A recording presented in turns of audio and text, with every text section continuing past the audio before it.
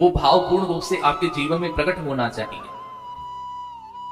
देखिए, प्रहलाद जी से कहा प्रभु ने कि कुछ मांगो, कुछ मांगो, हम कुछ देना चाहते हैं। प्रहलाद जी महाराज ने कहा कि हमको तो कुछ नहीं चाहिए और आपने सब कुछ हमको प्रदान कर दिया है। हमने सब कुछ प्रदान कर दिया है, क्या प्रदान कर दिया है आप बताइए।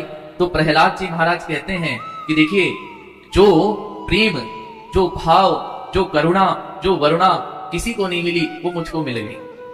कैसे महाराज? कहते हैं कि कभी आपने लक्ष्मी जी को गोद में बैठाया है? नहीं बैठाया। कभी ब्रह्मा जी को बैठाया है? नहीं बैठाया। कभी शंकर जी को बैठाया है? कहते हैं नहीं बैठाया। और कभी किसी के सिर पे हाथ रखा है? और नहीं रखा। सो महाराज, ये सब चीज मुझको प्राप्त हो गई, तो आप बताइए कि मुझको और क्या चाहिए। जो त्रिलोक के स्वामी हैं, उनकी गोद में मैं बैठा हूं और उनका वरद हस्त मेरे शीश के ऊपर था। इससे ज्यादा और क्या चाहिए?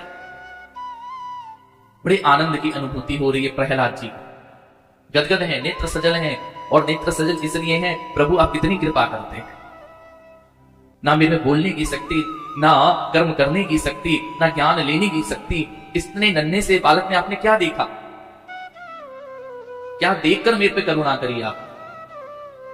कुछ तो देखा होगा।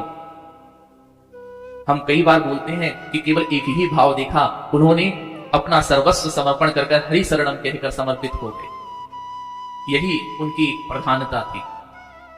महाराज, भगवान कहते हैं फिर भी कुछ मांगो, कुछ देना चाहता हूं। अच्छा ठीक है, देना ही चाहते हैं तो आप एक वरदान दे दीजिए। इस संसार में मन भटकता है, ये सारी इंद्रियाएं अपनी अपनी ओर खींचती हैं, सारे विषय संसार के आकर्षित करते हैं।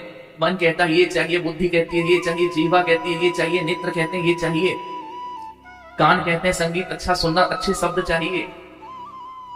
सब कुछ कुछ कुछ मांगते हैं, तो कैसे बचे? और एक बड़ा सुंदर